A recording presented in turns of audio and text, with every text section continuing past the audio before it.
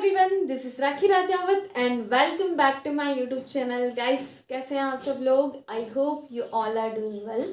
और आज मैं आपसे शेयर करने वाली हूँ आयन टॉपिक। आयन जो है क्लास 9-10 दोनों के लिए इम्पॉर्टेंट होता है, क्योंकि बहुत बार बच्चे कंफ्यूज होते हैं कि एटम और आयन में क्या डिफरेंस होता है। तो इस टॉपिक को शुरू करने से पहले अगर आप इस चैनल पर नए हैं तो प्लीज़ चैनल को सब्सक्राइब करें और वीडियो को शेयर करें।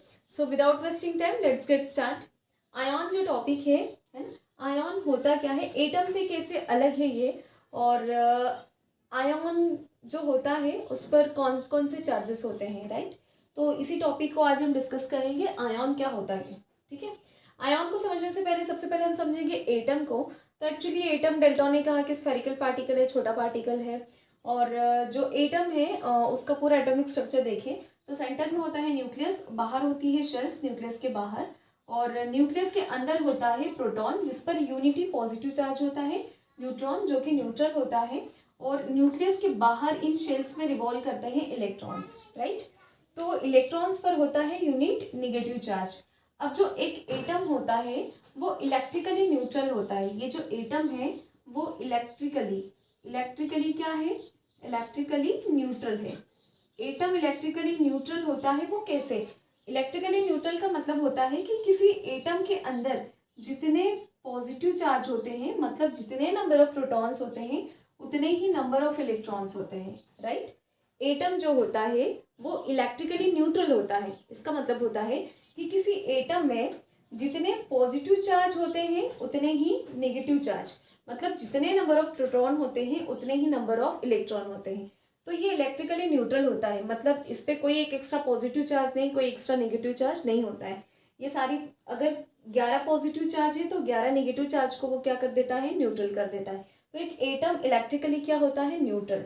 अब भैया एटम जो है वो फ्री स्टेट में एग्जिस्ट नहीं कर सकता, तो वो क्या करता है कि कंबाइन होता है दूसरे एटम से, और किसका फॉर्मेशन करता है, ये मॉलिक्यूल का फॉर्मेशन करता है, कंपाउंड्स का फॉर्मेशन करता है।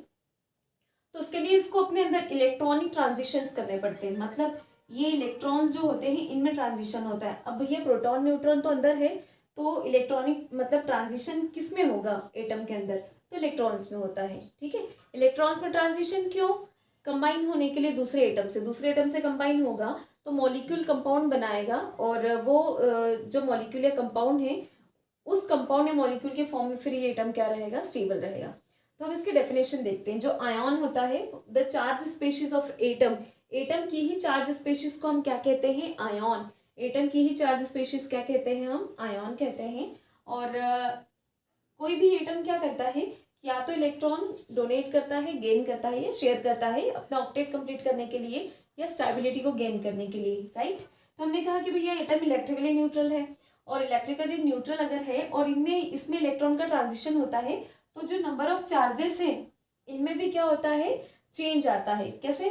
फॉर एग्जाम्पल अगर मैं सोडियम की बात करूं तो सोडियम का एटॉमिक नंबर कितना होता है, 11, राइट। 11 है। सोडियम का इलेक्ट्रॉनिक कॉन्फ़िगरेशन होता है 2, 8 और 1। ठीक है, ये अपना ऑक्टेट कंप्लीट करने के लिए क्या करेगा कि एक इलेक्ट्रॉन इसमें से बाहर निकाल देगा। ठीक है, एक इलेक्ट्रॉन बाहर, मतलब सोडियम है, इसने अपना एक इलेक्ट्रॉन बाहर निकाला तो इसके ऊपर आ गया एक प्लस चार्ज। कैसे? हम देखते हैं कि सोडियम इस कंडीशन में इलेक्ट्रॉन भी 11 है और प्रोटॉन भी कितने हैं इसके पास, 11 है।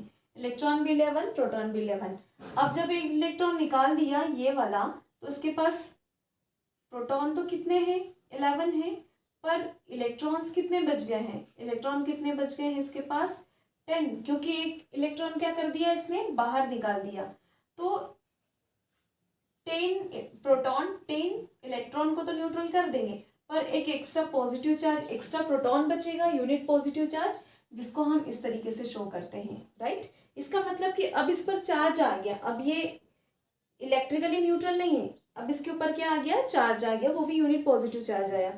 क्यों? क्योंकि 10 इलेक्ट्रॉन 10 प्रोटॉन से क्या हो गए, न्यूट्रल हो गए, पर एक एक्स्ट्रा प्रोटॉन बचा हुआ है जिसको हम इस एटम के ऊपर एज अ सुपरस्क्रिप्ट लिखते हैं। ठीक है, तो अगर एटम पर चार्ज आ जाए तो उसको हम बोलते हैं आयन। तो अब सोडियम क्या बन गया, आयन। ठीक है, तो आयन में हम ये बात करें कि अगर पॉजिटिव स्पेशीज होती है तो उसको हम बोलते हैं केटायन, पॉजिटिव स्पेशीज को क्या बोलेंगे, कैटायन, और अगर नेगेटिव स्पेशीज होगी तो उसको बोलेंगे हम एन आयन।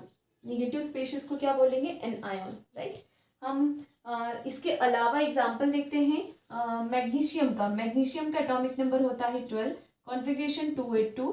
अपना ऑक्टेट कंप्लीट करने के लिए ये 2 इलेक्ट्रॉन को बाहर निकालेगा तो मैग्नीशियम के ऊपर आ जाता है +2 चार्ज। कैसे, मैग्नीशियम इस कंडीशन में इसके पास 12 प्रोटॉन है और 12 क्या है, इलेक्ट्रॉन। इसे 2 दे दिए तो इस कंडीशन में इसके पास 12 प्रोटॉन तो है, लेकिन इलेक्ट्रॉन्स कितने हैं, वो 10 है, 10 इलेक्ट्रॉन है। अब भैया 10 प्रोटॉन 10 इलेक्ट्रॉन को तो न्यूट्रल कर देगा, पर 2 प्रोटॉन बचेंगे इसके पास। कितने प्रोटॉन बचेंगे, 2 प्रोटॉन बचेंगे, मतलब 2 यूनिट पॉजिटिव चार्ज बचेगा, जो कि हम इसके ऊपर लिखते हैं एज अ सुपरस्क्रिप्ट लिखते हैं, ठीक है। तो अब ये क्या बन गया, अब ये इलेक्ट्रिकली न्यूट्रल नहीं है तो इसको हम बोलेंगे आयन, और आयन में भी कौन सा, कैटायन। अगर ये पॉजिटिव चार्ज वाला आयन होता है तो कैटायन, और नेगेटिव चार्ज वाला होता है तो एनायन होता है, right. One more example like aluminium. Aluminium का एटॉमिक नंबर कितना होता है, 13, कॉन्फ़िगरेशन होगा 283। ऑक्टेट कंप्लीट करने के लिए, आउटर मोस्ट शेल में 8 इलेक्ट्रॉन कंप्लीट करने के लिए ये 3 इलेक्ट्रॉन को क्या कर देगा, यहाँ से बाहर निकाल देगा। तो अब एल्यूमिनियम पर +3 चार्ज आ जाएंगे और कॉन्फ़िगरेशन होगा 2 और 8, राइट। तो एल्यूमिनियम के पास 13 प्रोटॉन थे और 13 इलेक्ट्रॉन भी थे, मतलब इलेक्ट्रिकली ये क्या है, न्यूट्रल है। बट जब ये 3 इलेक्ट्रॉन बाहर निकाल दिए तो इसके ऊपर Al+3 चार्ज कैसे आया, 13 प्रोटॉन है और इलेक्ट्रॉन कितने हैं, 10 है। तो भैया 10 इलेक्ट्रॉन 10 प्रोटॉन को तो न्यूट्रल कर देंगे, पर फिर इसके पास 3 जो प्रोटॉन बचे हैं वो न्यूट्रल करने के लिए इलेक्ट्रॉन नहीं है। तो ये 3 जो यूनिट 3 पॉजिटिव चार्ज रहेंगे उसी को हम एज ए सुपरस्क्रिप्ट लिखते हैं उस एटम पर। तो अब ये क्या बन गया, आयन बन गया, और पॉजिटिव चार्ज आया तो क्या बना, कैटायन बना। 3 से ज़्यादा जनरली किसी भी एलिमेंट या एटम की इलेक्ट्रॉन डोनेट करने के, लॉस करने की कैपेसिटी नहीं होती है, because it needs a huge amount of energy, right. तो 3 से ज़्यादा फिर ये डोनेट नहीं कर सकते हैं। So these are known as cation. Anion के कुछ एग्जाम्पल्स हम देखते हैं। एनायन कब बनता है, हमने कहा कि जब नेगेटिव चार्ज आता है किस पर, किसी भी एटम पर, तो वो बना लेता है anion. For example chlorine. Chlorine के एटॉमिक नंबर होता है 17, इसका कॉन्फ़िगरेशन होगा 2, 8 एंड 7।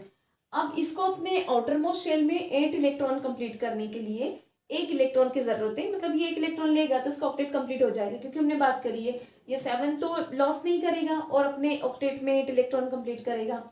तो क्लोरीन 1 इलेक्ट्रॉन गेन करना ज़्यादा ईजी होता है, तो ये क्या करता है, 1 इलेक्ट्रॉन गेन करता है, ठीक है।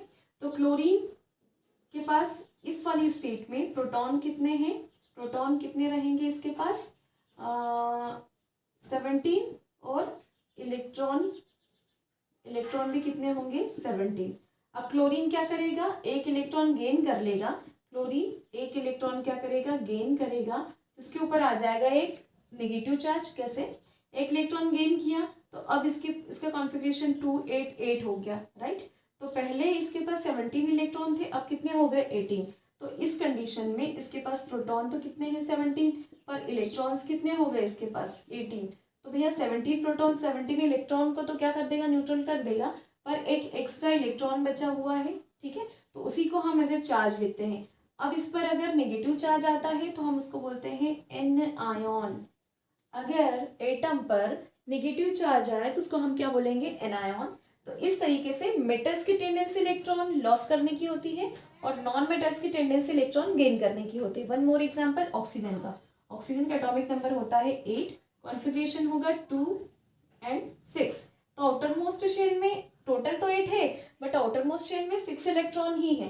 तो ये क्या करेगा कि अपना ऑक्टेट कंप्लीट करना चाहेगा, और ऑक्सीजन कितने इलेक्ट्रॉन को गेन करता है, 2, तो O2 माइनस आ जाता है इसके ऊपर। इस कंडीशन में प्रोटॉन है 8, इलेक्ट्रॉन भी कितने हैं, 8, बट इस कंडीशन में प्रोटॉन है 8 और इलेक्ट्रॉन कितने हो गए, 10। 8 इलेक्ट्रॉन 8 प्रोटॉन 8 इलेक्ट्रॉन को तो न्यूट्रल कर देगा, बट जो बचेंगे 2 इलेक्ट्रॉन उसको न्यूट्रल नहीं कर पाएगा, तो उसको हम इस फॉर्म में लिखेंगे। तो अब ये एटम नहीं है, ये क्या बन गया, आयन बन गया, ठीक है। ऐसे ही नाइट्रोजन का एटॉमिक नंबर 7 होता है, कॉन्फ़िगरेशन होगा 2, 5। ये क्या करेगा ऑक्टेट कंप्लीट करने के लिए, 5, 6, 7, 8। 3 इलेक्ट्रॉन गेन करेगा, ठीक है। तो इस कंडीशन में इसके पास प्रोटॉन कितने हैं 7, इलेक्ट्रॉन भी कितने हैं 7, बट ये 3 इलेक्ट्रॉन गेन करके ये बना लेगा N3 माइनस, राइट। तो इसके पास प्रोटॉन कितने हैं 7 हैं, बट इलेक्ट्रॉन कितने हो गए इसके पास 10। तो 7 प्रोटॉन 7 इलेक्ट्रॉन को तो न्यूट्रल कर देगा, बट जो बचे हुए इलेक्ट्रॉन है ये 3 इलेक्ट्रॉन, उसको हम एज अ सुपरस्क्रिप्ट कहाँ लिखेंगे एटम के ऊपर। Now this is not a atom, अब ये क्या बन गया आयन, और नेगेटिव चार्ज वाला एनायन।